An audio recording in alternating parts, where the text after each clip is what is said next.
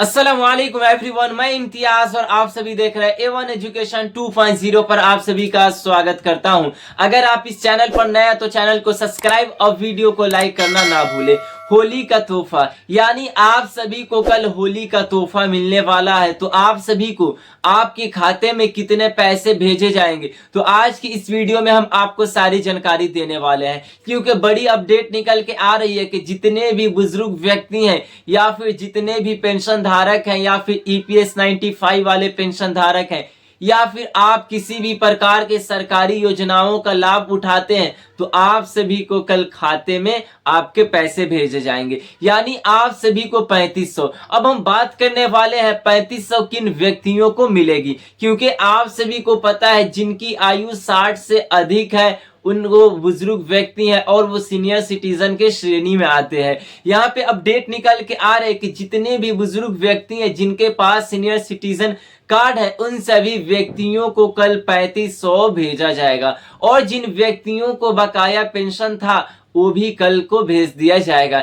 यानी ये बड़ी अपडेट निकल के आ रही है, और ये होली के मौके पर, क्योंकि आपको पता है ये होली जो है आप सभी का कल त्योहार है, जिसके कारण सरकार की तरफ से इस आदेश को जारी किया गया कि सभी बुजुर्ग व्यक्तियों को फिर से, यानी जितने भी बकाया पेंशनें हैं उसे कल भेज दिए जाएंगे। आप सभी को पता है महीने के शुरुआत में वृद्धा, विधवा, दिव्यांग पेंशन, यानी जितने भी सरकारी योजनाओं का लाभ आप सभी को मिलता है वो DBT माध्यम से, यानी स्टार्टिंग महीने में भेज दी जाती है, जो कि आप सभी को अब 10 तारीख नहीं होगा बल्कि अब आपको 4 तारीख को ही आपकी पेंशन राशि को बैंक में भेज दिया जाएगा। अब आपको कितनी राशि मिलेगी और आपको कैसे मिलेगी, तो हम आपको सारी जानकारी देने वाले हैं। तो आपको पूरी वीडियो एंड तक देखना है, क्योंकि यहाँ पे अपडेट निकल के आ रहा है कि जितने भी सीनियर सिटीजन या फिर बुजुर्ग व्यक्ति हैं जो कि पेंशन धारक हैं उन सभी व्यक्तियों के कल खाते में DBT माध्यम से 3500 की राशि भेज दी जाएगी। यानी उन व्यक्तियों को 3500 भेजी जाएगी जिन व्यक्तियों को बकाया है, यानी आप सभी के अगर बकाया 1 या 2 महीने से होगा तो आपके कल भेज दिए जाएंगे। और उन व्यक्तियों को ज्यादा से ज्यादा मिलेगी जिनकी पेंशनें कुछ महीने से रुकी हुई थी या फिर उनके DBT KYC को लेकर वो काफी परेशान थे, तो उन्हीं के पैसे उनके कल बैंक में भेज दिए जाएंगे। जो कि आप सभी DBT एक्टिव रखते हैं तो आपके बैंक में आपकी राशि को भेज दिया जाएगा। तो अब हम बात करते हैं आप सभी को कल क्या क्या छूट मिलने वाली है और आपको क्या क्या लाभ मिलने वाली है। क्योंकि होली के मौके पर यह ऑफर आया है कि जितने भी बुजुर्ग व्यक्ति हैं, यानी जो आप सभी के सीनियर सिटीजन की प्रक्रिया थी उसे शुरू कर दी गई है, यानी अब आप सीनियर सिटीजन कार्ड बनवा सकते हैं। क्योंकि आप सभी को पता है सभी राज्य में अलग अलग प्रकार के अलग अलग नियमों से सीनियर सिटीजन कार्ड को बनाया जा रहा है, जो कि काफी व्यक्ति परेशान है कि हमारे सीनियर सिटीजन कार्ड कब से बनेगी। तो आप सभी को कल से सीनियर सिटीजन कार्ड की प्रक्रिया को भी जारी कर दिया जाएगा। और जो आप सभी PM किसान योजना का जो आप बहुत दिनों से वेट कर रहे हैं उसका भी कल घोषणा कर दिया जाएगा, और जो आपकी राशि है उसे बैंक में भेज दिया जाएगा। हम बिहार की बात करें तो वहां पे PM किसान योजना की जो राशि है वहां पे ज्यादा, यानी 3000 बढ़ा दिया गया है। यानी जो पहले सालाना यानी एनुअल जो 6000 आती थी पैसे, उसे बढ़ाकर 9000 तक कर दिया गया है। क्योंकि सम्राट चौधरी और श्री नीतीश कुमार जी के बयानों से ये पता चला है कि उन्होंने ये स्पष्ट कहा है कि जितने भी PM किसान योजना का लाभ उठाते हैं उन सभी व्यक्तियों को 3000 एक्स्ट्रा दी जाएगी। यानी जो आपको राशि अब मिलेगी 9000 मिलेगी, और जो आपको ये 3 किस्तों में मिलेगी, जो कि आप सभी के PM किसान योजना की जो राशि है वो 22वीं किस्त, यानी 22वीं किस्त का सभी व्यक्ति वेट कर रहे हैं। और ये राजस्थान से जारी किया गया है कि सभी व्यक्तियों को, यानी जितने भी PM किसान योजना के लाभार्थी व्यक्ति है उन सभी व्यक्तियों को कल खाते में राशि को भेज दिया जाएगा। अब हम बात करते हैं उन व्यक्तियों के जिनकी पेंशनें 1 या 2 या फिर 3 महीने से बकाया है, तो उन्होंने सरकार की तरफ से आदेश को जारी किया गया कि जितने भी बुजुर्ग माता पिता उन सभी व्यक्तियों को कल राशि उनके बैंक में आ जाएगी। यानी आप सभी के 2 या 4 महीने के बकाया पेंशन कल भेज दिया जाएगा, उसे यहाँ पे साफ साफ बताया गया। या फिर अगर कल ना भेजा जाए तो संभावना है कि 6 मार्च 2026 तक इसे भेज दिया जाएगा। यानी ये भी संभावना है कि अगर कल आपके बैंक में राशि नहीं आती है तो उसे 6 मार्च 2026 को भेज दिया जाएगा। यानी कल 4 तारीख है, परसों आप सभी का भेज दिया जाएगा पैसे को।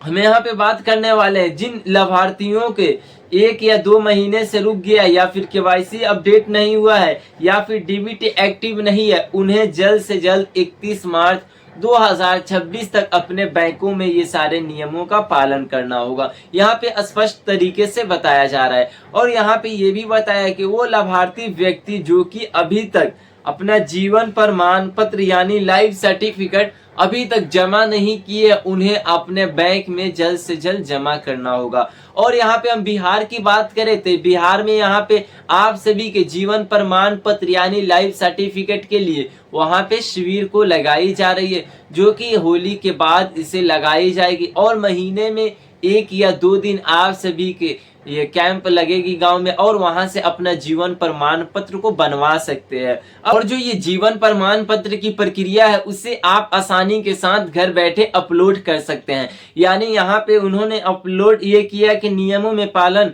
अगर जो व्यक्ति नियम का पालन नहीं करते हैं या फिर 3 यानी आज 3 तारीख हो गया, आपको 31 मार्च तक इन नियमों का पालन करना है। आरबीआई की तरफ से नियमों में बदलाव ये हुआ कि आप सभी के बैंक केवाईसी को करवाना अनिवार्य होगा, जो कि इसकी तारीख बताई जा रही है वो 31 मार्च 2026 तक। और हम डीबीटी को लेकर बात करें, जो डायरेक्ट बेनिफिट ट्रांसफर द्वारा आपकी बैंक में राशि को भेजी जाती है, उसे आप सभी को एक्टिव रखना होगा, क्योंकि आप सभी के जो पैसे आएंगे पीएम किसान योजना हो गया या फिर ईपीएस 95 हो गया या फिर आप सभी को पेंशन यानी किसी भी सरकारी योजनाओं का अगर लाभ उठाते हैं तो आप सभी को सबसे पहले आपको बैंक केवाईसी और डीबीटी एक्टिव रखना होगा। और यहाँ पे हम बात करेंगे मेडिकल सर्टिफिकेट को लेकर, तो काफी व्यक्ति परेशान थे जिनकी आयु 60 से अधिक थी या फिर आप सभी अगर वृद्धा विधवा दिव्यांग के श्रेणी में आते हैं, अगर आपकी दिव्यांगता आपकी विकलांगता 20 से भी कम है तो आपको अब पेंशन मिल जाएगी। आपको यहाँ पे बताया गया कि एज मायने नहीं रखता है, यानी आपकी एज कितनी भी कम हो तो आप सभी इस सरकारी योजना का लाभ उठा सकते हैं, यानी पेंशन का आप लाभ उठा सकते हैं। आपको दिव्यांग और विकलांग पेंशन मिल जाएगी। आपको अप्लाई करना होगा, ऑनलाइन भी अप्लाई कर सकते हैं और ऑफलाइन भी आप आवेदन कर सकते हैं। और आपको सारे डॉक्यूमेंट जमा करना होगा। उसके बाद आपके बैंक में जो राशि भेजी जाएगी 1 या 2 महीने बाद उसे भेज दिया जाएगा। जैसे कि यहाँ पे बताया ईपीएस 95 को लेकर सभी व्यक्ति परेशान है, तो उन सभी व्यक्तियों को 7,000 से ज्यादा राशि को इसमें बढ़ोतरी होगी, जो कि ये अधिनियम आप सभी को 1 मार्च से आप इसमें घोषणा की बात चल रही थी, जो कि 31 मार्च तक इसे लागू कर दिया जाएगा।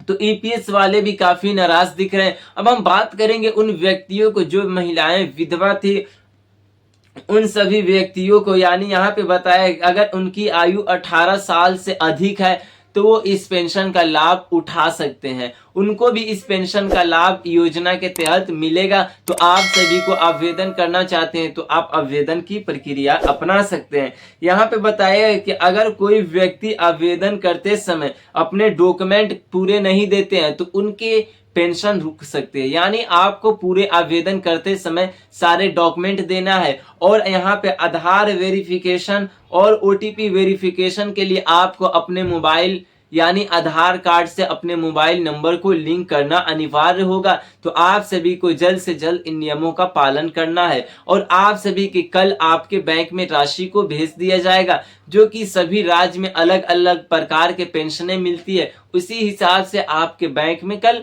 राशि को भेज दिया जाएगा। जैसे कि बिहार में 1100 मिलती है तो वहां पे ज्यादा भेजी जाएगी और उन व्यक्तियों को ज्यादा भेजी जाएगी जिनका 1 या 2 महीने से अभी तक पैसा नहीं आया है। या फिर आप हम हरियाणा की बात करें तो हरियाणा में 2800 है तो वहां पे ज्यादा हो सके तो भेजी जाएगी। और यहाँ पे बताया गया कि जो व्यक्ति अभी तक आवेदन नहीं किए उन्हें जल्द से जल्द 31 मार्च तक इस प्रक्रिया के लिए आवेदन कर लेना है। और आप सभी सीनियर सिटीजन कार्ड भी इस महीने से बनवा सकते हैं और सभी राज्य में इसे चालू कर दिया गया है कि अब हर राज्य में सीनियर सिटीजन कार्ड हर व्यक्ति बना सकते हैं। जिनकी आयु 60 से अधिक है उनके पास सीनियर सिटीजन कार्ड होना अनिवार्य है। तो ये थी आज की काफी महत्वपूर्ण वीडियो। अगर कोई डाउट रह जाए तो जरूर कमेंट करके बताएं। धन्यवाद।